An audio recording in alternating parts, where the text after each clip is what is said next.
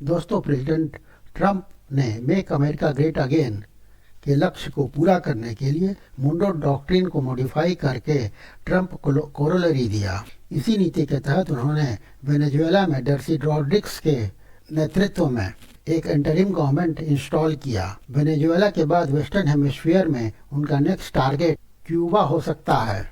Cuba में United states of America का maximum pressure campaign चल रहा है। यूएस का गोल क्यूबा में भी सत्ता परिवर्तन कर वहां पर भी अपने अनुकूल सरकार बनाना है। क्यूबा एक छोटा सा कैरिबियन आइलैंड होने के बावजूद 21वीं सदी के नए कोल्ड वॉर का ईपी सेंटर बन रहा है, क्योंकि यहाँ पर रूस तथा चीन का काफ़ी अच्छा प्रभाव है।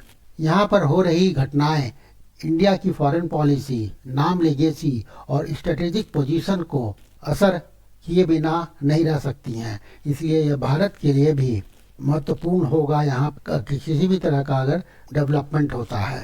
चलिए आज के वीडियो में हम लोग इसी विषय पर चर्चा करेंगे। चर्चा के मुख्य बिंदु होंगे कि पहला होगा क्यूबा में अमेरिका का क्या इंटरेस्ट है, क्यों क्यूबा अमेरिका को मैटर कर रहा है। दूसरा, अमेरिका और क्यूबा के आपसी संबंधों का एक हिस्टोरिकल पर्सपेक्टिव भी हम लोग जानेंगे।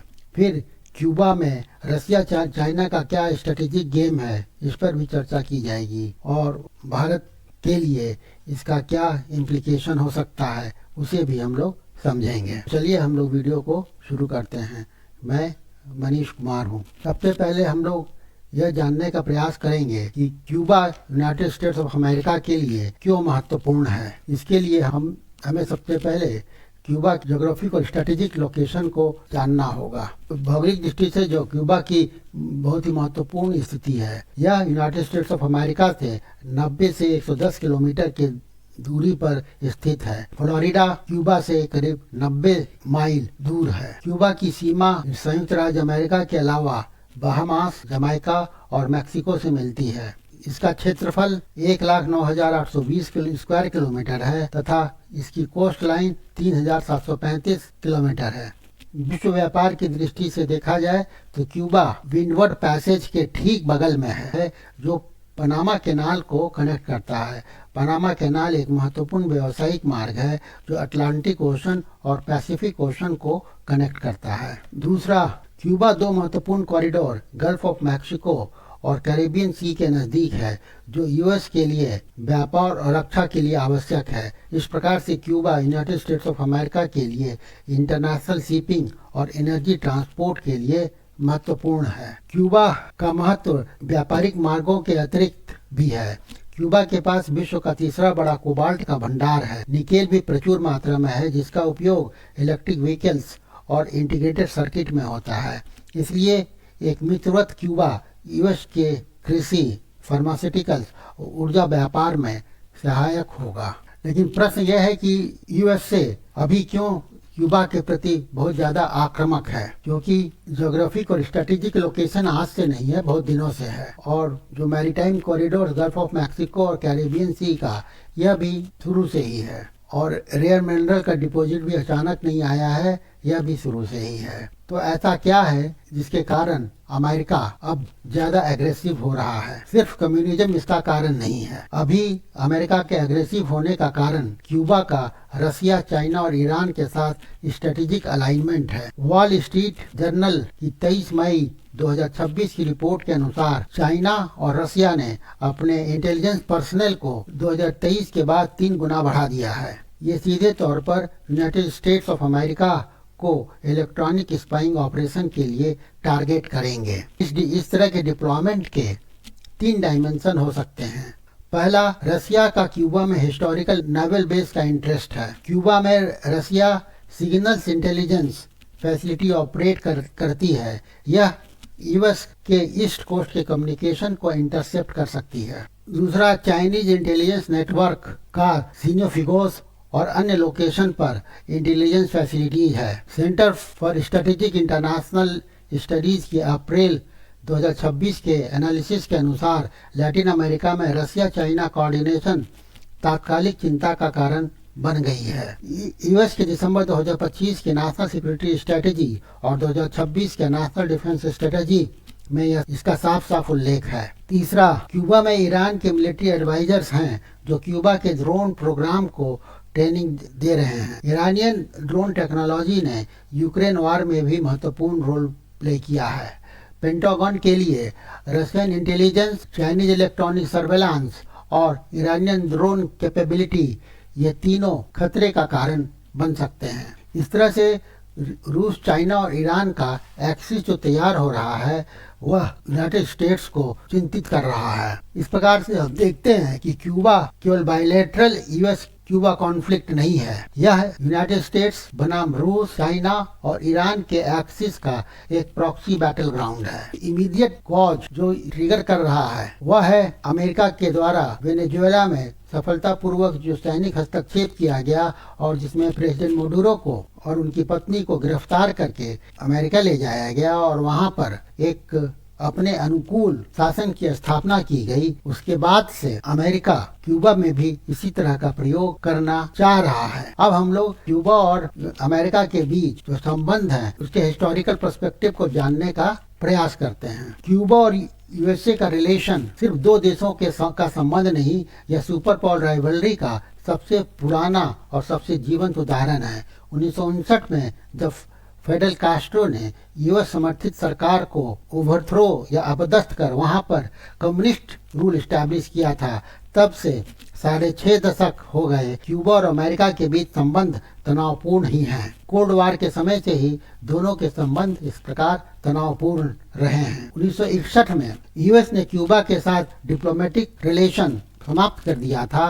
कास्ट्रो को पावर्स हटाने के लिए बे ऑफ पिग्स इन्वेजन सीआईए ने चलाया था, जो कि असफल हो गया। इसी के बाद 1962 का क्यूबा मिसाइल क्राइसिस आया, क्योंकि क्यूबा ने सोवियत यूनियन को गोपनीय रूप से मिसाइल इंस्टॉल करने की छूट दे दी थी। 13 दिनों तक यह संकट चला और इस संकट के दौरान ऐसा लग रहा था कि यूनाइटेड स्टेट्स ऑफ अमेरिका और सोवियत यूनियन के बीच न्यूक्लियर वार हो सकता है, लेकिन यह संकट टल गया और सोवियत यूनियन ने अपने मिसाइल क्यूबा से हटा लिए और इसके बदले अमेरिका ने भी टर्की से अपने मिसाइल वापस हटा लिए और अमेरिका ने यह भी आश्वासन दिया कि वह क्यूबा में किसी भी तरह का सैनिक हस्तक्षेप नहीं करेगा। 1982 में प्रेसिडेंट रीगन ने क्यूबा पर स्टेट स्पॉन्सर ऑफ टेररिज्म का टैग लगा दिया, क्योंकि उसने अफ्रीका और सेंट्रल अमेरिका में लेफ्टिस्ट मिलिटेंट ग्रुप्स को सपोर्ट किया था। इसी प्रकार से प्रेसिडेंट बुश और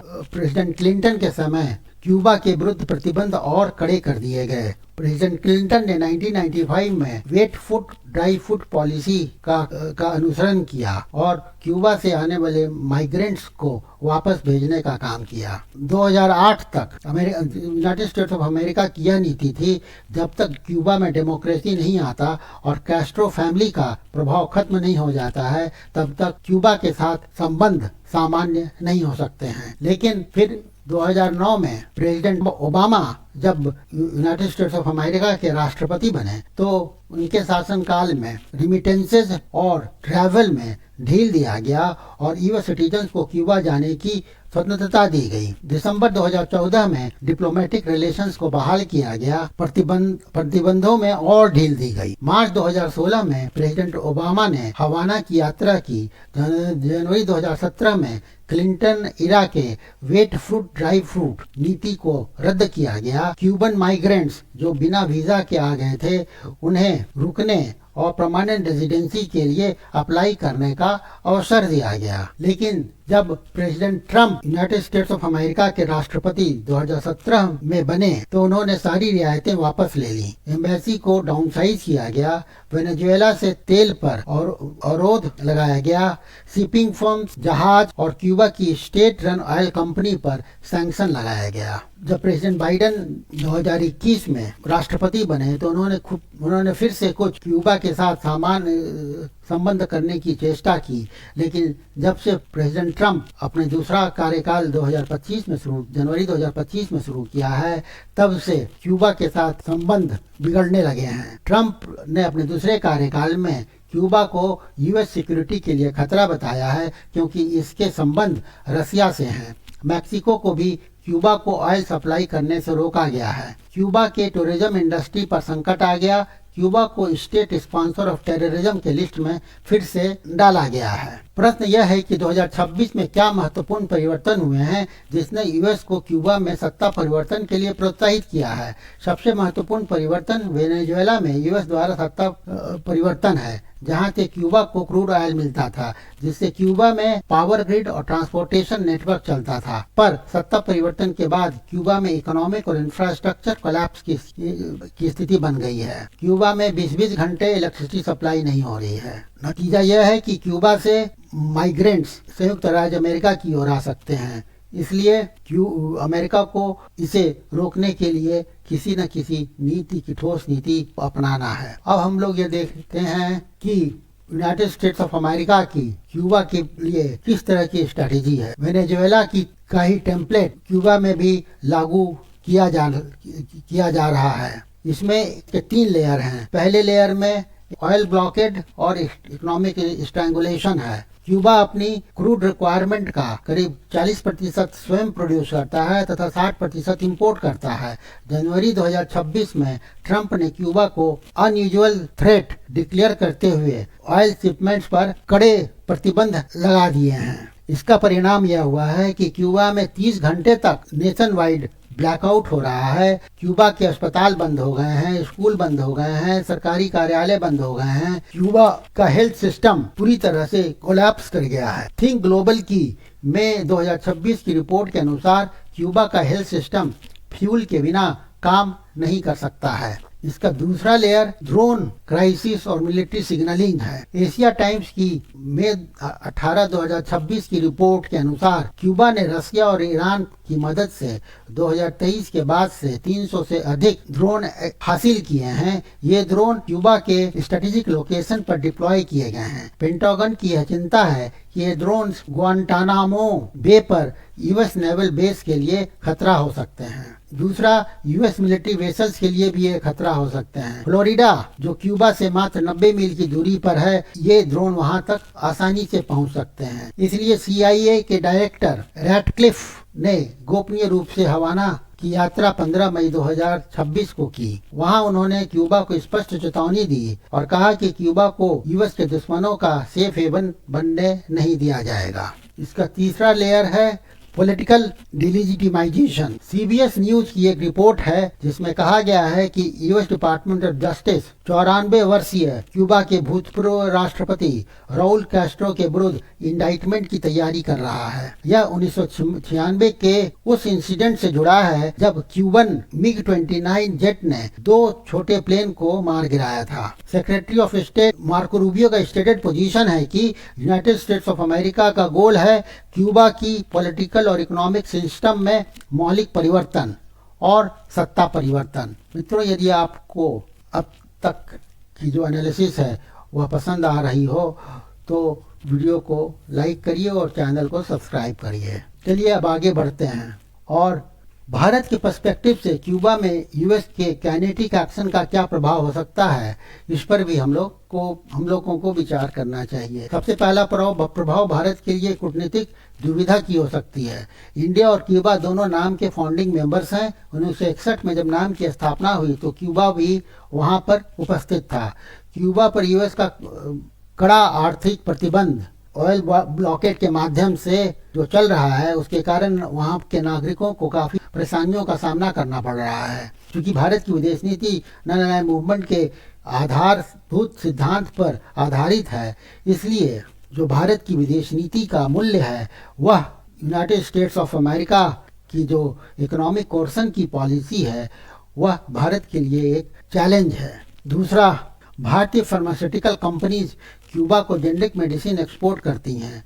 यूएस सैंक्शन का spill over effect secondary sanctions के रूप में इंडिया के फार्मा एक्सपोर्ट को हिट कर सकता है या इस पर विपरीत प्रभाव डाल सकता है। यहाँ पर इस तरह से इंडिया का सीधे तौर पर आर्थिक हित भी सम्मिलित है। तीसरा, अगर United states of America Cuba में सत्ता परिवर्तन करने में सफल होता है तो यह एक ऐसा प्रेसिडेंट इस्टेब्लिश करेगा जो भारत के लिए भी स्ट्रेटेजिक रूप से खतरा बन सकता है।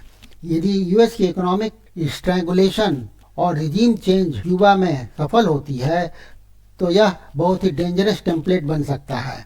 भारत के पड़ोस में चाइना पहले से ही इंडिया पर इकोनॉमिक प्रेशर का उपयोग करता रहा है। गलवान के बाद ट्रेड रिस्ट्रिक्शंस लागू है। ग्रेट पावर्स में इकोनॉमिक कोर्सन को लिजिटिमेट टूल मान लिया गया तो इंडिया की वल्नरेबिलिटी बढ़ जाएगी। रसिया, चाइना, क्यूबा अगर नजदीक आते हैं तो भी भारत के लिए दुविधा की स्थिति होगी, क्योंकि इंडिया रसिया और चाइना के साथ एक कम्प्लेक्स रिलेशनशिप मेंटेन करता है। यदि रसिया, चाइना, क्यूबा एक्सिस का एक एक्टिव मिलिट्री प्लेटफॉर्म बनता है तो इंडिया के लिए मल्टी अलाइनमेंट बहुत ही डिफिकल्ट होगा। यूनाइटेड स्टेट्स ऑफ अमेरिका हो सकता है कि इंडिया से एक क्लियर चॉइस की डिमांड करे। और अंत में यह भी हो सकता है कि भारत ग्लोबल साउथ का चूंकि नेतृत्व करता है तो क्यूबा में किसी भी क्राइसिस में भारत को एक यूनिक रोल मिल सकता है यदि भारत मध्यस्थता और वॉइस ऑफ रीजन का प्रतिनिधित्व करता है। इंडिया G20 और ग्लोबल साउथ का लीडर है। सिविलियन सफरिंग के खिलाफ चाहे किसी भी साइड से हो, एक सिद्धांतिक दृष्टिकोण भारत को रखना पड़ेगा। यह भारत की सॉफ्ट पावर को स्ट्रेंथन करेगा या मजबूती प्रदान करेगा। अब हम लोग देखते हैं कि आगे और क्या हो सकता है। 3 तरह की संभावनाएं हैं। पहला तो है नेगोशिएटेड सेटलमेंट हो सकता है, क्योंकि CIA के डायरेक्टर का हवाला जाना और क्यूबा का नेगोशिएशन के प्रति सकारात्मक रुख दिखाना इस बात की ओर इशारा करता है कि डिप्लोमेटिक नेगोशिएशन से समस्या का निदान निकल सकता है। लेकिन यहाँ पर समस्या यह है कि यूएस की मांग राउल कैस्ट्रो के इंडाइटमेंट को स्वीकार करना, रसिया, चाइना, ईरान को क्यूबा से बाहर करना और पॉलिटिकल लिबरलाइजेशन शुरू करना, ये 3 मांगें ऐसी हैं जिसे क्यूबा को स्वीकार करना आसान नहीं होगा।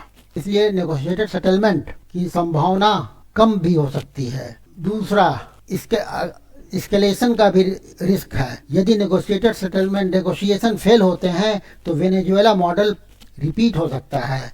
क्यूबा में कलर रेवोल्यूशन अर्थात प्रोटेस्ट, लोगों का प्रोटेस्ट या फिर डायरेक्ट मिलिट्री इंटरवेंशन का रिस्क वास्तव में दिखाई पड़ सकता है।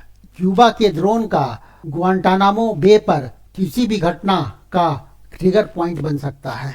और अंत में क्यूबा एक नए कैरिबियन कोल्ड वॉर का एपिसेंटर बन सकता है, जिसकी संभावना ज़्यादा दिखाई देती है। क्यूबा एक ऐसी स्थिति में क्यूबा बहुत दिनों तक स्ट्रैटेजिक स्टैंड ऑफ में रहेगा, जैसे कि कोल्ड वॉर एरा में था।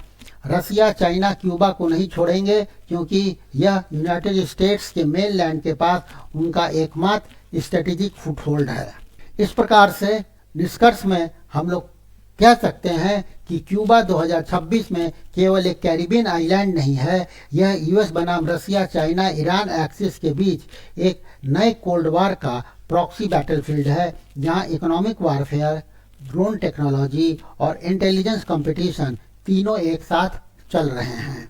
इसी के साथ मैं इस वीडियो को यहाँ समाप्त करता हूँ। यदि आप लोगों को वीडियो पसंद आया हो तो वीडियो को लाइक करिए, ज़्यादा से ज़्यादा शेयर करें, कमेंट दें और चैनल को सब्सक्राइब करें, ताकि ऐसे विषयों पर विश्लेषण आप तक रेगुलरली पहुंचता रहे। मिलते हैं नेक्स्ट वीडियो में। Thank you for watching.